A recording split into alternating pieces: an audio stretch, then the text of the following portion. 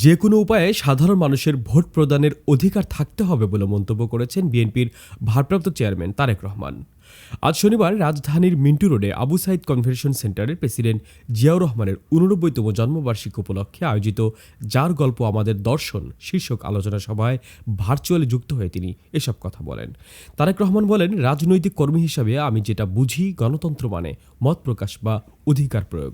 গণতান্ত্রিক ব্যবস্থায় বিশ্বে যেটা গ্রহণযোগ্য সেটা হচ্ছে ভোটের মাধ্যমে মানুষ তার মতামত প্রকাশ করে থাকবে। স্বাভাবিকভাবেই মানুষের ভোট প্রদানের অধিকার যে কোনো উপায়ে থাকতেই হবে। তিনি বলেন, শহীদ প্রেসিডেন্ট জিয়াউর রহমানকে আমরা তিনভাবে দেখতে পাই।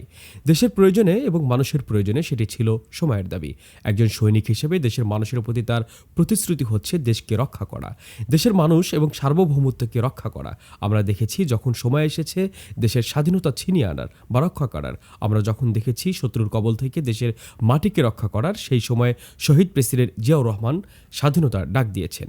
তারেক রহমান আরও বলেন, জিয়াউর রহমান বহু মানুষের দেশে এবং বিদেশে কর্মসংস্থানের ব্যবস্থা করেছিলেন। একই সাথে প্রবাসী এবং আমাদের গার্মেন্টস শিল্পের মাধ্যমে আমাদের দেশকেও বিশ্বের দরবারে তুলে ধরেছেন।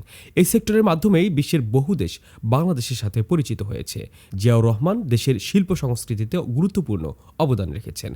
সার্ক বাস্তবায়নের মাধ্যমে তিনি বাংলাদেশকে বিশ্বের দরবারে তুলে ধরেছিলেন। একজন রাজনীতিবিদ, একজন সৈনিক হিসেবে সকল ক্ষেত্রে তিনি সফল হয়েছেন। অনুষ্ঠানে বিএনপির বিভিন্ন ইউনিটের নেতৃবৃন্দদের পাশাপাশি ভার্চুয়ালি যোগ দেন তারেক রহমানের স্ত্রী ডক্টর জোবাইদা রহমানও। তিনি শহীদ রাষ্ট্রপতি জিয়াউর রহমানকে উৎসর্গ করে একটি কবিতাও পাঠ করেন। শাহ মোহাম্মদ ওয়ালিউল্লাহ, তরঙ্গ টিভি।